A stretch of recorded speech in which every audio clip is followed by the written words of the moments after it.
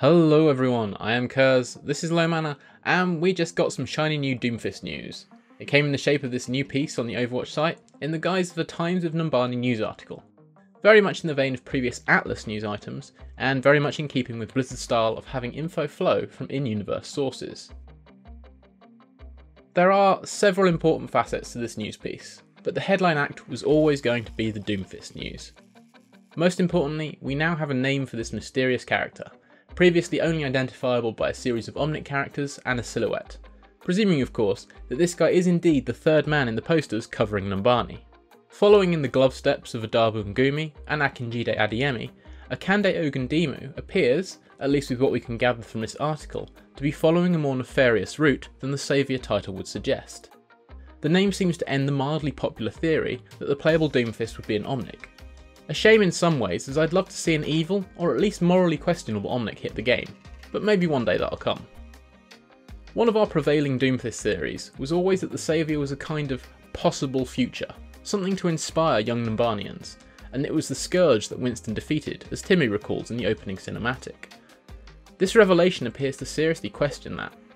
Given that this is a guy that has been locked up in a prison for the world's most dangerous threats, and has been there for some time, it seems most likely that this is who our favourite scientist had a scuffle with.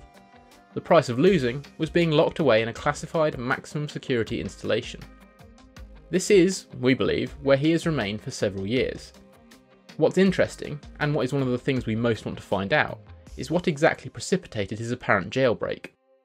Overwatch fell years ago, and with the Petrus Act rendering all Overwatch activity illegal, it seems certain that when Winston did take him down, it was an Overwatch mission and an Overwatch prison.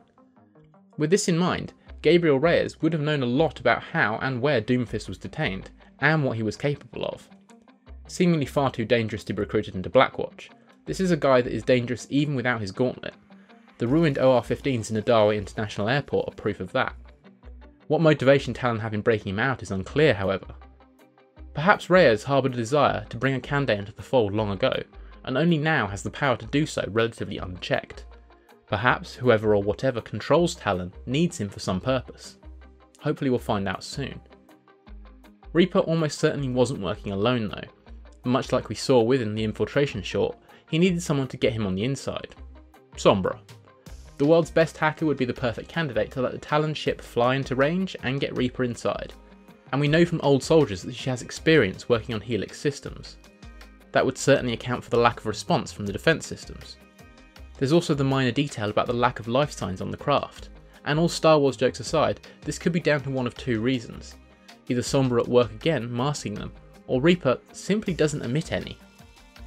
As an aside, this is the first time since the original biographies were written for the characters that cellular degeneration of victims and the title of mercenary have been applied to Reaper, suggesting the writers are trying to bring him back to his roots somewhat. The degeneration of Helix guards is used to definitively tie him to the events, both suggesting he is at this point relatively infamous, while also firmly linking him to Talon, not just a merc on their payroll.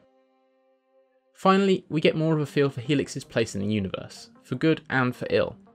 This is a company that rose to prominence after Overwatch's fall, taking on much of the security responsibilities that suddenly became available. It looks like they've expanded massively because of it, but they do not appear to be up to the task. Between 76's incursions into various watchpoints, the Anubis incident that we saw with Thara, and Talon's assaults on the Giza installation, they have come under increasing pressure. There's an irony here insofar that much of the pressure is likely to have been similar to that Overwatch was under towards the end. Difference is, Helix gets increased UN funding. What could the UN be afraid of, do you think?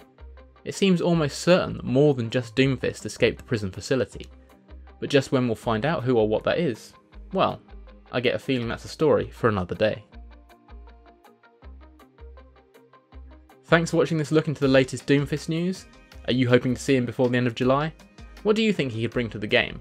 And what exactly is Talon's end goal in all of this?